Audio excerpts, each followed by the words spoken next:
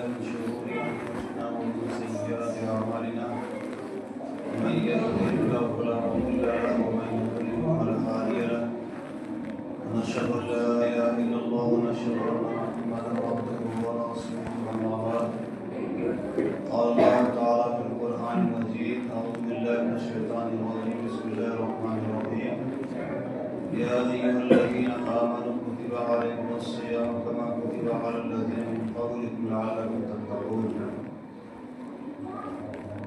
بزرگوں اور دوستوں، یہ رمضان کا بابرکت مہینہ چل رہا ہے. اس کو رمضان مبارک کہا جاتا ہے کیونکہ اللہ تعالیٰ نے اس مہینے کے اندر بے انتہا برکت رکھی ہے اور قرآن پاک جو اللہ کی کتاب ہے، برکت والی کتاب ہے، اسی مہینے میں اللہ نے لوح محفوظ سے آسمان دنیا پر لیلۃ القدر میں اسی مہینے کے اندر نازل فرمائی. اللہ تعالیٰ نے اس مہینے میں جو سب سے بڑی چیز کو فرض کیا ہے وہ ہے روزہ. ہر وہ آدمی جو عقل مند ہے، پاگل نہیں ہے، بچہ نہیں ہے، ان پر روزہ رکھنا ایسا ہی فرض ہے جس طریقے سے نماز پڑھنا فرض ہے، جس طریقے سے زکوٰۃ دینا فرض ہے، حج کرنا فرض ہے، ویسے ہی روزہ یہ اللہ کے طرف سے ہر عقل مند بالغ پر یہ فرض ہے. فرض کا مطلب یہ ہوتا ہے کہ اس کو ادا کرنا بالکل ضروری ہے اور ادا نہ کرنے پر وہ مستحق سزا ہوگا. اللہ تعالیٰ ان کے اس جرم پر جو بھی سزا تجویز کریں گے وہ اللہ کے علم میں ہے، لیکن ہے تو اتنی بات کہ نماز نہ پڑھنے والے وہ مستحق عذاب ہے، وہ سزا کا مستحق ہے. اللہ تعالیٰ مرنے کے بعد ان کے ساتھ جو معاملہ فرمائیں گے وہ آخرت کی بات ہے. اسی طرح روزہ بھی فرض ہے. جو آدمی روزہ نہیں رکھتا ہے وہ بھی مستحق سزا ہے. نماز چھوڑنے والے کی طرح روزہ نہ رکھنے والا، روزہ چھوڑنے والا یہ بھی مستحق سزا ہے. ایک تو روزہ اللہ کے طرف سے فرض ہے، اس کو تو رکھنا ہی رکھنا ہے. ہاں البتہ کچھ لوگوں کو نہ رکھنے کی اجازت دی گئی ہے کہ بہت زیادہ مجبوری ہے، نہ رکھے چھوڑ دے، بعد اس کی قضا کر دے. لیکن یہ بات ہر ایک کے لیے نہیں، خاص لوگوں کے لیے ہے. جیسے کوئی بہت بوڑھا ہے، رکھنے کی طاقت ہی نہیں، اس کو شیخ فانی کہتے ہیں، شیخ فانی، رکھنے کی طاقت ہی نہیں ہے، ان کو شریعت کے طرف سے اجازت دی گئی ہے کہ روزہ اگر نہیں رکھ سکتا ہے تو چھوڑ دے اور ہر روزہ کے بدلے میں ایک فطرہ کے برابر وہ مسکین کو صدقہ کرتا رہے گا. پھر اگر اللہ طاقت دے دے تو اس کی قدر کر لے. مسافر ہے، شرعی سفر میں کوئی گیا ہوا ہے، 77-78 کلومیٹر دور جانے کا ارادہ ہے، ان کے لیے شریعت نے اجازت دی ہے کہ وہ روزہ کو چھوڑ سکتا ہے. اگر وہ رکھ لے بہتر ہے کہ وہ رکھ لے تاکہ بعد میں قضا کرنے کی ایک مستقل دشواری ہوتی ہے، وہ رکھ لینا افضل ہے. لیکن ان کو اجازت دی گئی ہے کہ وہ چھوڑ سکتا ہے، بعد میں وہ قضا کر لے گا. اسی طریقے سے دودھ پلانے والی عورت ہے کہ روزہ رکھنے پر بچے کا دودھ نہیں بچے کو دودھ نہیں ملے گا، بچہ بھوکا رہے گا، اس کو بھی اجازت دی گئی ہے کہ بعد میں قضا کر لے۔ ایسے حاملہ عورت ہے، حمل کو نقصان پہنچنے کا اندیشہ ہے روزہ رکھنے پر، ان کو بھی اجازت دی گئی ہے کہ بعد میں قضا کریں۔ یہ سب معذور لوگ کہلاتے ہیں، ان کے علاوہ کسی کو چھٹتی نہیں ہے کہ روزہ کو وہ چھوڑے۔ اگر وہ روزہ کو چھوڑ دیتا ہے تو ایک روزہ کو چھوڑنے پر اللہ کے یہاں جو سزا ہے وہ تو اللہ تجویز کریں گے، لیکن زندگی بھر، حدیث میں ہے کہ زندگی بھر اگر آدمی اس روزہ کے بدلے میں روزہ رکھتا ہوا چلا جائے تو بھی رمضان کے چھوٹے ہوئے یا کہیں چھوڑے ہوئے روزے کا بدلہ بن نہیں سکتا ہے۔ اتنا اہم ہے رمضان کا روزہ۔ آدمی معمولی کام کاج کی وجہ سے روزہ رکھیں گے تو کام نہیں کر پائیں گے، روزہ کو وہ چھوڑ دیتا ہے، لیکن چھوڑنے کا وبال کتنا ہے یہ اس کو معلوم نہیں۔ اگر اس کے وبال کا پتہ چلے گا ان کو مرنے کے بعد تو وہاں افسوس کرے گا کاش میں روزہ نہ چھوڑا ہوتا، لیکن وہاں کا افسوس تو کچھ کام نہیں دے گا۔ اسے آنے والی زندگی کو برباد ہونے سے بچانے کے لیے دنیا کی مشقت کو آدمی برداشت کرے اور ایک دن بھی کا روزہ بلا عذر کے نہ چھوڑے۔ اللہ نے اس روزے کو فرض قرار دیا ہے۔ اسی بات کو اللہ نے اس قرآن کی آیت میں کہا ہے جو میں نے پڑھی ہے، یا ایھا الذین آمنوا کتب علیکم الصیام، ایمان والو تمہارے پر روزے کو فرض کر دیا گیا ہے، پڑھنا ہی روزہ رکھنا ہی رکھنا پڑے گا، کوئی اپائے نہیں۔ آگے فرمایا لعلکم کما کتب علی الذین من قبلکم، یہ تسلی دی گئی ہے کہ یہ روزہ کی فرضیت اللہ کی طرف سے تمہارے پر کوئی ظلم زیادتی نہیں ہے کہ تم کو بھوکا رہنے کا پیاسا رہنے کا اللہ نے حکم دے دیا، تمہارے پر کوئی ظلم کیا اللہ نہیں، یہ پرانا حکم ہے اللہ کا۔ پچھلی امت جو آئی ہے ان پر بھی اللہ نے روزہ کو فرض کیا ہے، اور یہ روزے کی فرضیت کی ایک حکمت بیان کی گئی اسی آیت کے اندر، لعلکم تتقون، تاکہ تمہارے اندر تقوی پیدا ہو، تاکہ تم متقی اور پرہیزگار بن جاؤ۔ تو روزہ ایک اللہ کی طرف سے رکھنے کا مستقل حکم ہے، اور روزے کا جو ثواب ہے وہ ایک مستقل چیز ہے کہ روزہ رکھنے پر اللہ تعالیٰ نے کتنا ثواب دیا ہے۔ اگر نہ بھی دیتے اللہ ثواب، پھر بھی اللہ کا حکم ہے کہ رکھو تو رکھنا پڑے گا، رکھو تو رکھنا پڑے گا۔ جیسے کوئی آدمی اپنے بیٹا کو کوئی کام کرنے کے لیے کہے، کرنا پڑے گا اس کو، چاہے اس کو کھانا بند کر دیا جائے یا نہ کیا جائے، کرنا پڑے گا اس کو، حکم ہے باپ کا، کرنا پڑے گا اس کو۔ تو اللہ کا حکم ہے کہ روزہ رکھو، رکھنا پڑے گا، چاہے اللہ ثواب تم کو دے کہ نہ دے اللہ تعالیٰ ثواب پھر بھی رکھنا ہی پڑے گا۔ لیکن اللہ تعالیٰ کی ذات رحیم و کریم ہے، اللہ تعالیٰ بندے کو مشقت کے کام پر محروم نہیں کرتا ہے کہ بندہ میرے لیے کوئی مشقت برداشت کرے، میری عبادت کرے، میرے لیے بھوکا اور پیاسا رہے اور ہم اس کو محروم رکھیں۔ اللہ کی ذات بہت رحیم و کریم ہے۔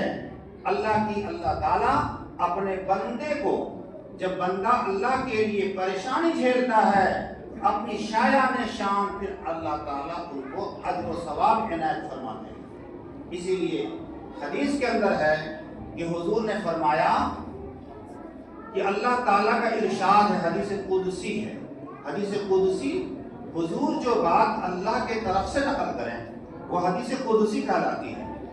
حضور نے فرمایا کہ اللہ تعالیٰ کا ارشاد ہے، کیا؟ اللہ نے فرمایا الصوم لی وانا اجزی بہ، یہ روزہ یہ خاص میرے لیے ہے، یعنی بندہ صرف میری وجہ سے کھانا پینا چھوڑ دیتا ہے، ورنہ اگر آدمیوں سے چھپ کر کے، گھر میں بد ہو کر کے، بھوک لگی ہے، پیاس لگی ہے، کوئی کھا لے کوئی پانی پی لے تو کون دیکھتا ہے؟ وہ دیکھے گا، پھر افطاری میں بھی بیٹھ جائے گا، افطاری بھی کر لے گا، لوگ سمجھیں گے کہ روزہ سے ہے، پتہ کس کو ہے کہ روزہ سے نہیں ہے، لوگ سمجھیں گے روزہ سے ہے، حالانکہ گھر میں کھا چکا ہے، لیکن تنہائی میں جہاں کوئی دیکھتا نہیں ہے، گھر ہے، بند ہے، پیاس لگی ہوئی ہے، بھوک لگی ہوئی ہے، اس کے باوجود کھانا رکھا ہوا کھاتا نہیں ہے، فریج کا پانی رکھا ہوا پیتا نہیں ہے، کیوں؟ اس لیے کہ وہ جانتا ہے کہ گھر سے بند ہے، لوگ نہیں دیکھ رہے ہیں، اللہ تو دیکھ رہا ہے۔ قیامت کے دن اللہ کے دربار میں حاضری تو ہوگی، اللہ کے یہاں جواب کیا دیں گے؟ محض اللہ کے ڈر کی وجہ سے وہ بھوک کو برداشت کر لیتا ہے، پیاس کو برداشت کر لیتا ہے، سب کچھ برداشت کر لیتا ہے، محض اللہ تعالیٰ کے سامنے جواب دینے سے بچنے کے لیے۔ اسی کو قرآن میں اللہ نے فرمایا ہے اما من خاف مقام ربہ ونہى النفس عن الہوى فإن الجنة هی المأوى۔ جو آدمی اللہ کے سامنے کھڑے ہونے سے ڈر گیا کہ گناہ کیا دنیا میں، وہاں سامنے ہوں گے تو کیا جواب دیں گے؟ اما من خاف مقام ربہ، اپنے رب کے سامنے کھڑے ہونے سے ڈر گیا کہ جواب کیا دیں گے؟ ونہى النفس عن الہوى، یہ دنیا میں سارے گناہوں کو چھوڑ دیا انہوں نے، کیا جواب دیں گے؟ اپنے نفس کو خواہشات سے روک لیا، گناہوں سے روک لیا، تو ان کے لیے اللہ کے یہاں جنت ٹھکانہ ہے۔ فإن الجنة هی المأوى، جنت اس کا ٹھکانہ ہے۔ تو کہنا یہ چاہ رہا تھا کہ دنیا میں اگر آدمی گھر بند ہے، کھا لیتا ہے، پانی پی لیتا ہے، تو کون دیکھتا ہے؟ کوئی نہیں دیکھتا۔ لیکن اللہ کے ڈر کی وجہ سے وہ روزہ چھوڑے، کھانا پینا چھوڑے ہوا ہے، اللہ تعالیٰ پھر ایسے بندے کو ایسا اجر و ثواب عنایت فرمائیں گے جس کا ہم اندازہ نہیں لگا سکتے۔ اس لیے حدیث میں فرمایا الصوم لی، کہ اللہ تعالیٰ فرمایا کہ روزہ خاص بندہ میرے لیے رکھتا ہے، میرے ڈر کی وجہ سے کھانا پینا چھوڑتا ہے، وَأَنَا أَجْزِي بِهِ، اس کا بدلہ نہیں دوں گا، اس کا بدلہ نہیں دوں گا۔ کیا مطلب ہوا؟ عبادت جتنی کی جاتی ہے، چاہے نماز ہو، چاہے روزہ ہو، چاہے حج ہو، چاہے زکوٰۃ ہو، ایک عام قانون یہ ہے کہ فرشتے ان کے ثواب کو نامہ اعمال میں لکھتے ہیں۔ کوئی بھی نیک کام بندہ کرے، لکھنے کے اوپر فرشتے مقرر ہیں، فرشتے لکھتے ہیں، ثواب فرشتہ درج کرتے ہیں۔ لیکن روزہ کے متعلق اللہ نے فرمایا کہ چونکہ خاص بندے نے میرے لیے روزہ رکھا، میرے ڈر کی وجہ سے کھانا پینا چھوڑا، اس لیے میں اپنے اس بندے سے خوش ہو کر کے اس کا ثواب خود میں اپنے سے دوں گا، وَأَنَا أَجْزِي بِهِ، میں خود دوں گا۔ اب اللہ تعالیٰ دینے والے ہیں، جو آدمی جس مرتبہ کا ہوتا ہے اپنے مرتبے کے مطابق، اپنی حیثیت کے مطابق دیا کرتا ہے۔ ایک چھوٹا آدمی، ایک غریب آدمی اگر وہ کسی کو خیرات کرتا ہے تو 5 ٹکا دیتا ہے، اس سے اوپر والا حیثیت کا آدمی 10 ٹکا دیتا ہے، اس سے اوپر والا 25 ٹکا 50 ٹکا دیتا ہے، اس سے بڑا آدمی ہو تو کوئی 100 دے دیتا ہے، کوئی 500 دیتا ہے، کوئی 1000 دے دیتا ہے۔ ہر آدمی اپنی حیثیت کے مطابق خرچ کیا کرتا ہے۔ اللہ تعالیٰ کی حیثیت، اللہ کا مرتبہ کتنا بڑا ہے، وہ بادشاہوں کا بادشاہ ہے، ساری کائنات ان کی ہے، اور وہ دیں گے تو معمولی چیز دیں گے جس کا ہم اندازہ نہیں کر سکتے۔ یہ فرمایا وَأَنَا أَجْزِي بِهِ، اس کا بدلہ میں ہی دوں گا۔ اسی لیے جنت میں جب جنتیوں کو داخل کیا جائے گا تو ہر دروازے کا نام الگ الگ ہے۔ جو نماز کی زیادہ پابندی کیا کرتا تھا ان کا نام الگ ہے، جو زکوٰۃ خیرات زیادہ دیا کرتا تھا جنت میں ان کو داخل کیا جائے گا اس دروازے سے، جس دروازے کا نام الگ ہے۔ تو روزہ رکھنے کی جو لوگ زیادہ پابندی کرتے تھے دنیا میں، جب جنت میں داخلے کا ان کا حکم ہوگا، ان کو خاص دروازے سے داخل کرنے کا حکم دیا جائے گا۔ اس دروازے کا نام ہے باب الریان، باب الریان، وہ باب الریان سے داخل ہوگا۔ تو دنیا کے اندر آدمی اگر روزے کی پابندی کرے گا تو ایک عام بات تو یہ ہے کہ باب الریان سے ان کا داخلہ ہوگا، چلا گیا جنت کے اندر۔ اب وہ اجر و ثواب کا جو نتیجہ ہوگا وہ جنت کے اندر اپنی آنکھوں سے دیکھے گا۔ ہم نے جو یہاں کھانا پینا چھوڑا، بھوک لگی، اللہ اتنا کھلائیں گے کہ ہم کھا نہیں سکتے ہیں، پیاس لگی، اللہ ایسا پلائیں گے کبھی پیاس نہیں لگی، یہ اجر و ثواب دینے کی ذمہ داری اللہ تعالیٰ نے اپنے ذمہ لیا ہے. یہ تو اجر و ثواب ہے روزے کا، یہ ثواب ہے روزہ رکھنے کا. ان کے علاوہ اللہ تعالیٰ نے روزہ رکھنے کا فائدہ قرآن پاک کے آیت میں بیان کیا ہے کہ تم متقی ہو جاؤ، پرہیزگار ہو جاؤ، متقی ہو جاؤ، پرہیزگار ہو جاؤ. کیسے؟ کہ جب ایک حلال چیز کو، حلال چیز، کھانا حلال، پانی پینا حلال، اور اپنی بیوی سے اپنی نفسانی شہوت کو پوری کرنا حلال، جب اللہ کی وجہ سے تم نے ان حلال چیزوں کو چھوڑ دیا تو پھر حرام چیزوں کو بدرجے اولا چھوڑنے والا بنے گا. زبان سے جھوٹ بولنا حرام ہے، غیبت کرنا حرام ہے، کسی کو گالی دینا حرام ہے، یا کان سے غیبت کو سننا حرام ہے، آنکھ سے غیر محرم عورت کو دیکھنا حرام ہے. اب روزہ کی حالت میں آدمی سوچتا ہے کہ ہم حلال چیزوں کو ہم چھوڑ چکے ہیں، حرام چیزوں سے بدرجہ اولا بچنا چاہیے. تو حرام چیزوں سے بچنے کا نام ہی ہے تقویٰ.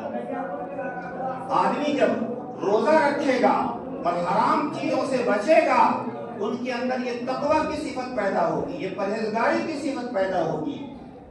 اور جب ایک مہینہ اس طرح بندہ عبادت کرے گا اور حرام چیزوں سے بچے گا، آہستہ آہستہ ان کی عادت بنے گی کہ رمضان کے بعد بھی 11 مہینہ جو ہوتے ہیں حرام چیزوں سے ہم بچتے رہیں.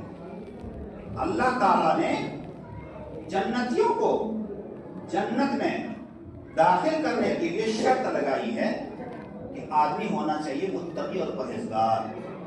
قرآن میں اللہ نے اسی کو بیان کیا، وَعِدَّتِ الْمُتَّقِينَ.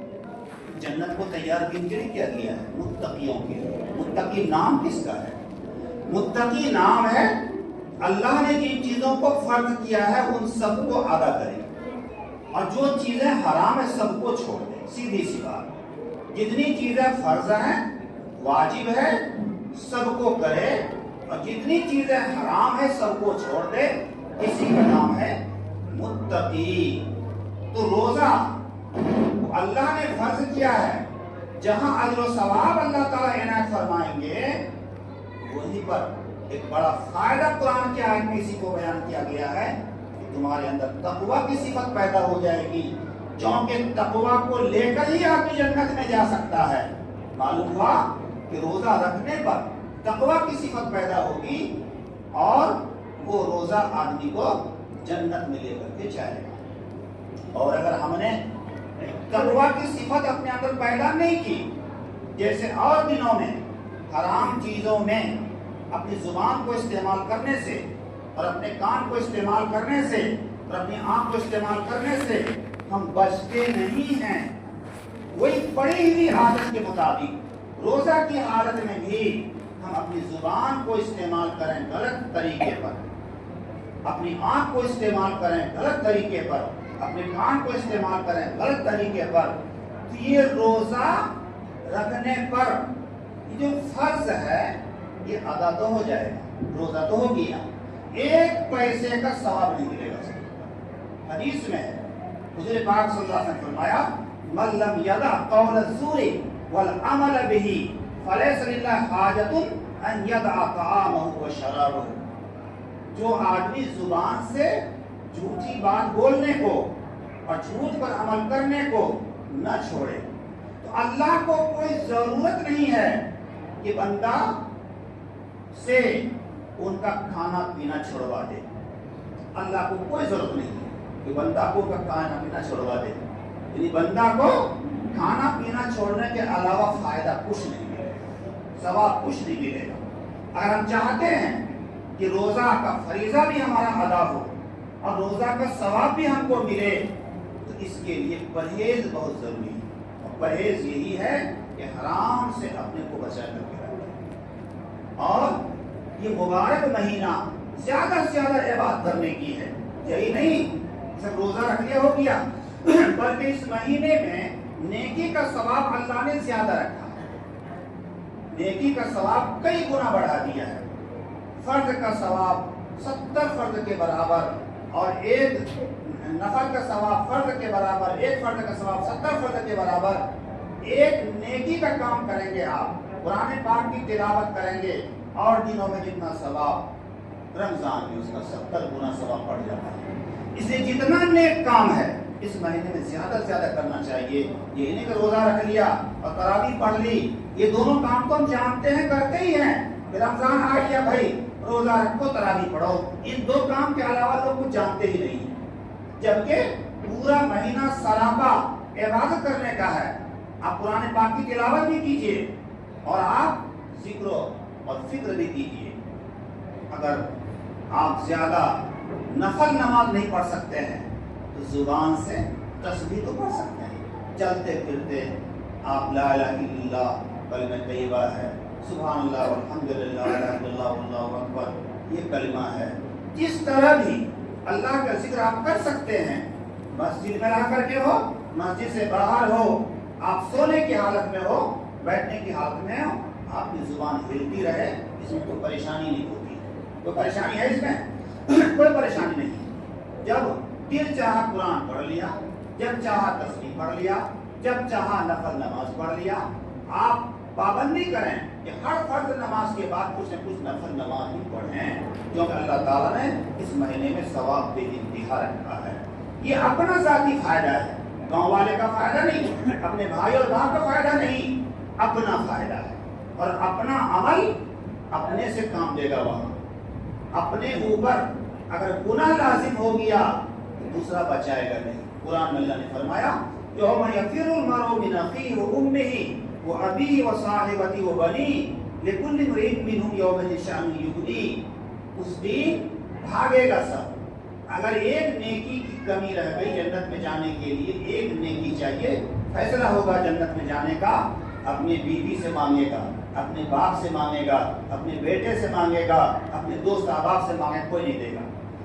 हर एक को अपनी फिक्र लगी हुई रहेगी। इसलिए मरने से पहले ये नेकी कमाने का, सवाब कमाने का ये मौसम चल रहा है। आप ज्यादा से ज्यादा इस माह मुबारक से फायदा उठाइए, इस माह मुबारक का कदर कीजिए, एहतराम कीजिए और तरावी के नमाज की पाबंदी कीजिए। महीना जब शुरू हुआ, मस्जिद भर गई और अब आधा पर आया है, 3 सफ होती मुश्किल से, हो सकता है कि वो तीसरा भी खत्म हो जाएगा, 2 रह जाएगा। जिलेबी के दिन अव्वल जैसे था, आखिर में भी वैसे हो जाएगा, फिर शुरू भर जाएगा पूरा। नमाज पढ़ना चाहिए जिलेबी के लिए नहीं, नमाज पढ़ना चाहिए अल्लाह के वास्ते। इसलिए हर आदमी कोशिश करे कि एक महीना हम अल्लाह के वास्ते ज्यादा से ज्यादा इबादत कर लेंगे, करेंगे इंशाअल्लाह। दूसरी बात ये है, टाइम हो गया क्या? 6 मिनट। दूसरी बात ये है कि सदकातुल फित्र इस महीने में, इस महीना के खत्म होने के बाद जब सुबह सादिक होती है, हर आकिल बालिग पर जो साहिब निसाब है, 52.5 तोला चांदी या 7.5 तोला सोना उनके पास है, या इसके बराबर उनके पास माल है, जरूरियात असलिया को छोड़कर, जैसे रहने का मकान को छोड़ दीजिए, चलाने की गाड़ी है उसको छोड़ दीजिए। इसके अलावा अगर उनके पास इतना माल है कि 200 दिरहम चांदी, 12.5 तोला चांदी खरीद सकता है या 7.5 तोला सोना खरीद सकता है, उस आदमी पर सदकातुल फित्र वाजिब है, अपनी तरफ से और अपने नाबालिग औलाद की तरफ से, बीवी की तरफ से भी बाद का अदा कर देना चाहिए। बालिग औलाद की तरफ से माँ बाप पर वाजिब नहीं है। बालिग औलाद साहिब निसाब है तो अपना निकाले, और अगर एक साथ खाते पीते हैं अगर, तो फिर एक साथ निकाल देना चाहिए। तो फिर एक साथ आमदनी है, एक साथ खर्चा भी होना चाहिए, तो एक साथ निकाल देना चाहिए। और अगर औलाद बालिग है, अलग हो गए हैं, तो अपना अलग निकालेगा, उसका हिसाब किताब नहीं है। कितना निकालना है? सीधी सी बात यह है कि गेहूँ या छुहारा या जौ, ये आधा किलो गेहूँ, छुहारा या जौ है तो 1 सा निकालो। क्या मतलब है? आधा सा गेहूँ, छुहारा या जौ है तो 1 सा निकालो। हमारे यहाँ के पुराने हिसाब के एतबार से 3.5 किलो 1 सा का वजन होता है, आधा सा का वजन 2.25 किलो होता है। یہ احتیاطاً ہے، ورنہ آدھا کلو کا جو وزن، آدھا سا کا جو وزن ہے وہ 1 کلو 633 گرام ہوتا ہے، 1 کلو 633 گرام۔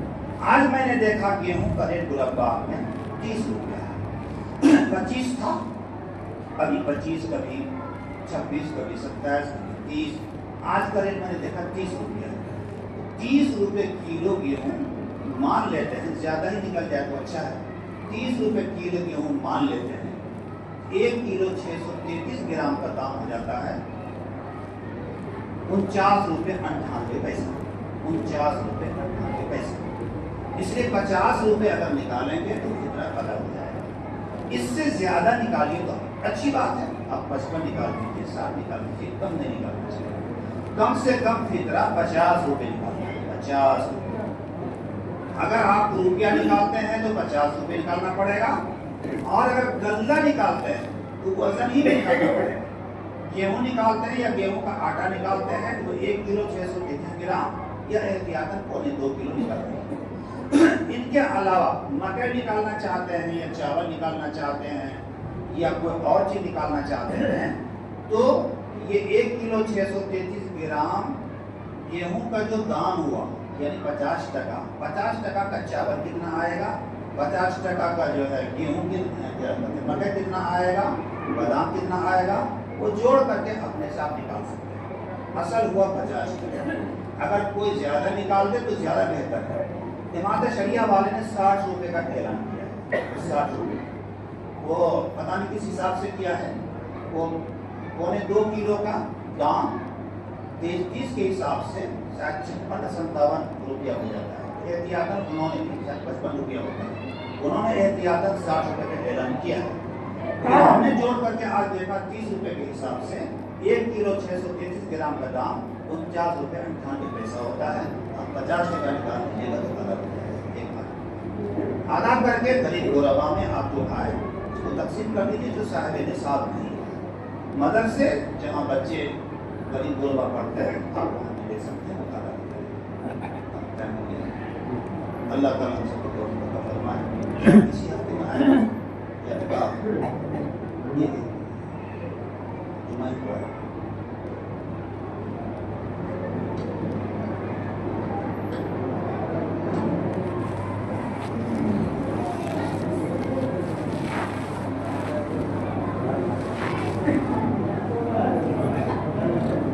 سنت نہیں پڑھی ہے